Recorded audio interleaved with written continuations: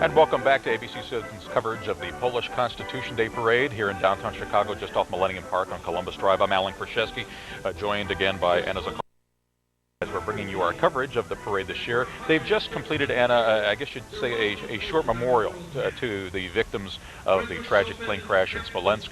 And now the parade itself is going to continue on as it normally would, as best as we can say. We can see, of course, there's some dignitaries, including Chicago's Mayor Daley, who are leading off the contingent as they're walking down. And there's, of course, State Treasurer and also U.S. Senate candidate Lexi Janulius joining him as well. And there's also the Consul General of the Republic of Poland, Zygmunt Matynia, and his wife, and the heads and the honorary president and the president of the Alliance of Polish Clubs, Edward Mika and Ted Tchaikovsky, under whose auspices this parade committee is organized.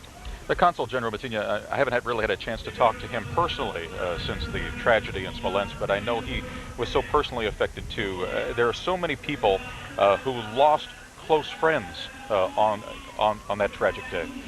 Yes, the Consul General actually was supposed to that Sunday, I believe the 11th, pick up some of the people who had perished in the plane. He was supposed to pick them up at O'Hare because they were coming to Chicago as part of the group planning the late President Kaczynski's visit to Chicago. So many other Illinois politicians who are marching in the parade today. Just briefly, I didn't catch all of them, but I saw Congresswoman Jan Schakowsky. There's Secretary of State Jesse White, of course, Attorney General Lisa Madigan, all of them here. And you can probably pick out a number of faces as well, Anna, in this long line. I think we're going to find that this parade, this year in particular, because of what has happened, is very well attended. Well, I was surprised. I mean, I was gratified. Many of the people in my neighborhood came up to me and expressed their condolences on the death of President Kaczynski and the other victims. And I think, in a way, that's what the elected officials from Chicago and Illinois are doing as well. They are paying their condolences. They're paying their tributes to the victims of that plane crash. Excuse me. Now we're going to see the first of one of our Polish language schools coming forward here. This is the Frederick Chopin Polish Language School. They're based out of both the Palatine and Buffalo Grove. You can see their sign as they're coming forward and walking along here.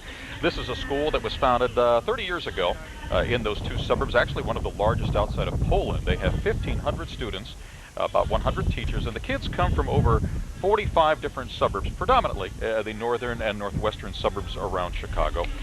And the school was founded by Mr. Wiktor Barczyk, who was the Grand Marshal of this parade in 04, and his wife Zofia Barczyk, and they founded it, and they're still there helping out. And they were both awarded the Krzyże Kawalerskie by the late President Kaczynski for all their contributions to the Polish nation. And further, of course, that we're going to see a lot of emphasis here on Chopin and his music throughout this parade today. He, of course, the famous Polish composer and pianist who is known for his works based on the Polish folk melodies and music. And Anna, you were saying earlier too that even as Poles hear these tunes, that may be familiar to others because, of course, they're so well known, but they hear these familiar melodies in a number of his compositions. Right, Alan. There's just like every country, we have our folk songs and folk melodies. And what Chopin's genius was that he was able to take those familiar melodies and transform them and add them into his compositions.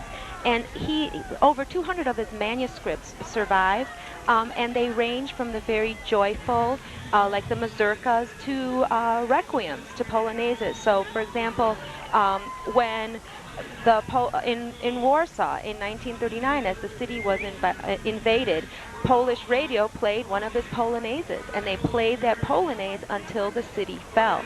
So Chopin is really a background for many Poles' lives. You use it for joyful occasions as well as solemn occasions. It's kind of a thread that goes through. And a powerful thread. I mean, even as you described that in terms of the military action against Poland, and you can almost imagine, I can only imagine really in our minds here, what Poles were thinking as they're listening to the radio, listening to the music. Will it continue? How long will it go? And when that last note is played, it means that the station has fell and the capital has fell. Right.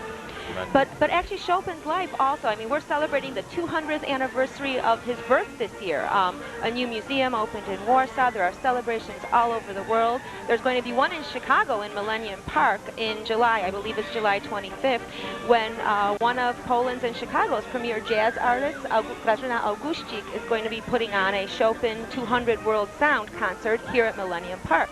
And she is going to be reinterpreting some of Chopin's music with 14 other musicians from around the world. So Chopin, like Latin, you know, it's not something that stays static. It changes. It keeps getting reinvented.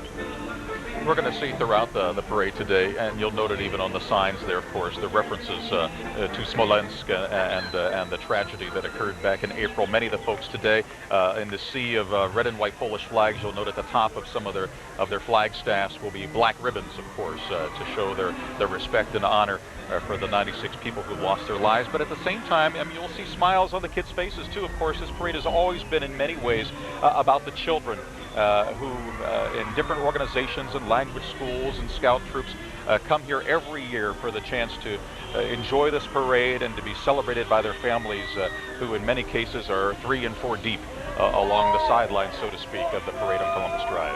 Yeah, this year we have 32 Polish Saturday schools participating. In Chicago, there are about 19,000 students who go to Polish school every Saturday and Friday. So they make up actually a large percentage of the parade. We're expecting about 35 to 40,000 marchers this year, which is wonderful, and over 100,000 spectators. How does that compare to previous years, Anna? Does it seem like you have a larger turnout even for the participants in this year's parade? I think so. I think a lot of people who maybe in previous years it was something that they knew that was always, the parade was always here, they take it for granted.